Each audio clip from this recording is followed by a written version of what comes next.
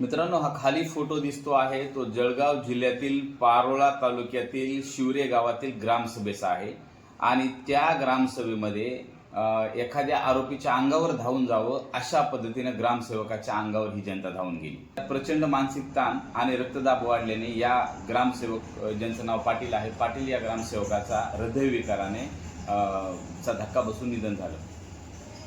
माझा प्रश्न आहे, काय साध्य केलं असेल या गावातल्या लोकांनी?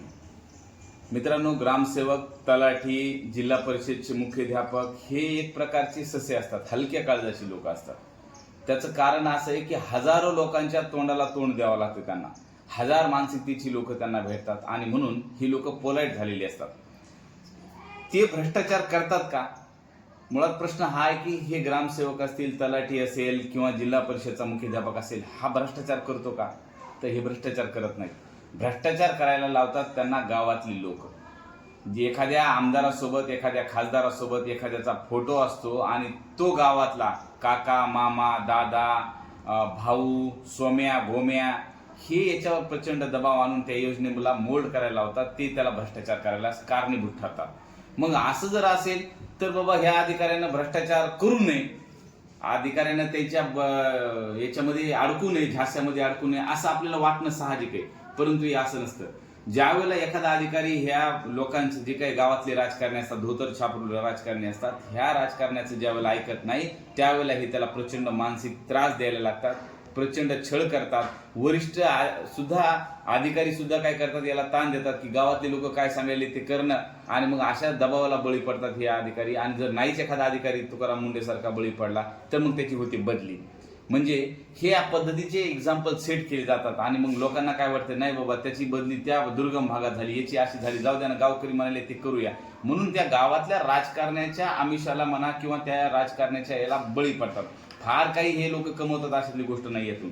परंतु मला एवढंच सांगायचंय की सिस्टीम त्याला करप्ट बनवते। तो अधिकारी ज्यावेळेला नोकरी लागलेला असतो त्यावेळेला करप्ट नसतो, परंतु गावातले काही लोकांचा जो गट असतो त्याला करप्ट बनवतो। आणि मग अशा ग्रामसेवक सभेमध्ये या गटाचा सरपंच असेल तर त्या गटाचे लोक उपसून दिले जातात आणि ते लोक मग त्याच्यामध्ये राडा करतात, ते लोक त्याला हाताशी धरतात, ते लोक त्याच्यावर दबाव आणायला लागतात आणि मग अशा याच्यातून या ग्रामसेवक असेल किंवा तलाठी असेल असं लोकांचा मानसिक खच्चीकरण व्हायला लागतं।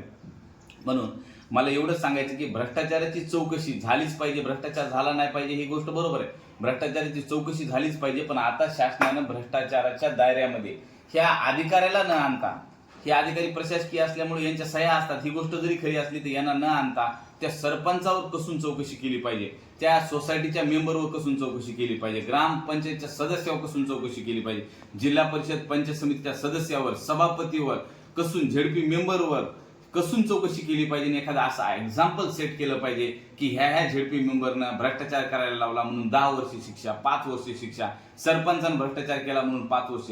अरे ज्या सरपंचाला निवडून येताना 500-500 रुपये एका मताला द्यावे लागतात, तो सरपंच ज्यावेळेला निवडून येतो तर डायरेक्ट स्कॉर्पिओ घेऊनच फिरायला लागतो, त्यावेळेला लोक विचारत नाहीत त्याला। मात्र एक तुटपुंजा कुठल्या तरी दुसऱ्या गावातून आलेला माणूस नोकरी करतोय, आपल्या गावाची सेवा करतोय, असं असताना त्या अधिकाऱ्यावर एवढा दबाव तयार झालेला जातो की त्याचा रक्तदाब वाढून त्याचा हार्ट अटॅकने मृत्यू होतो। म्हणून हे कुठेतरी थांबलं पाहिजे। म्हणून असं एखादं एक्झाम्पल शासनाने सेट केलं पाहिजे की ह्या सरपंचानं भ्रष्टाचार केला, 10 वर्ष ते जेलमध्ये बसलाय। मग असं ज्यावेळेला एक्झाम्पल सेट होईल त्यावेळेला कुणीही भ्रष्टाचाराच्या कायद्याच्या मध्ये येणार नाही किंवा भ्रष्टाचार करण्याची इच्छा सुद्धा, कल्पना सुद्धा करणार नाही। म्हणून आणि जर असं नाही झालं आणि प्रशासकीय अधिकाऱ्याच्याच चौकशा सुरू झाल्या तर मला वाटतंय पाटील सारखे ग्रामसेवक या महाराष्ट्रामध्ये आणखीनही घडतील, आणखीनही अधिकारी याचा बळी ठरतील। सिस्टीम बदलायला हवी आणि सिस्टीम बदलण्यासाठी सगळ्यांनी प्रयत्न करायला हवे। एवढंच या ठिकाणी बोलतो। जय संविधान, जय भारत, धन्यवाद।